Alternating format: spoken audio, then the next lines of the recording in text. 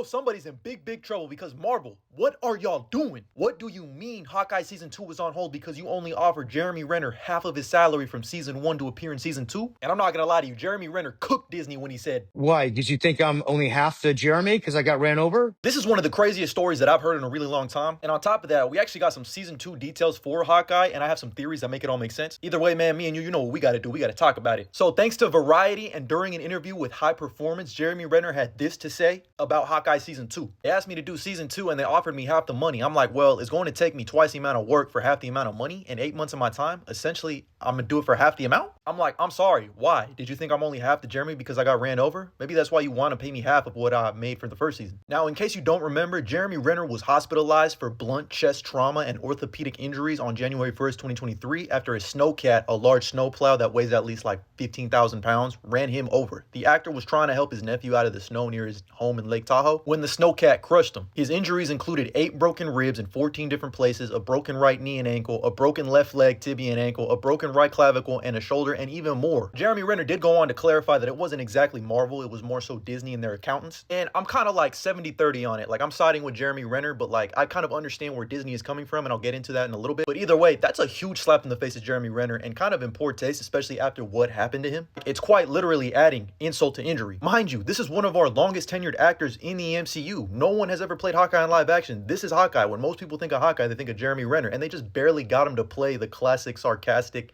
Clint Barton that we all know and love from the comics in his show. So for them to not even offer him what he got in Season 1 at least, he wasn't asking for more money. Just the same amount he made in Season 1. It's kind of ludicrous and crazy. But now from the Marvel Disney perspective, I kind of understand it because from a story perspective, they're clearly trying to pass the mantle on to Haley Steinfeld's Hawkeye. Her Kate Bishop is next up, and I mean, Jeremy Renner's not going to be able to play Hawkeye for another 20 years. If I had to guess, Hawkeye Season 2 was his final rodeo, and I mean, I know he's retired like 4 different times in the MCU. So I understand where they're coming from the negotiating table. I mean, at the end of the day, this is a business, and if Hawkeye's barely going to be in this, I mean, Clint Barton is halfway going to be in this, then obviously you want to pay him half the money. But I mean, he wasn't even asking for more. You could have just gave him what he got for Season 1, unless you're trying to get some other big name actor in this show. This is really just a crazy story, but I mean, at the end of the day, like everyone says, this is a business. And he didn't shut the door on his Season 2 happening because like we know, we do have story details, which I'll get into in a little bit. He just said, when we come back to the negotiating table, I hope they treat me with more respect, essentially. And he damn well deserves that too. But now going on to the Hawkeye Season 2 of it all, we actually learned a couple of key story details, like obviously the fact that Kate Bishop was going to take on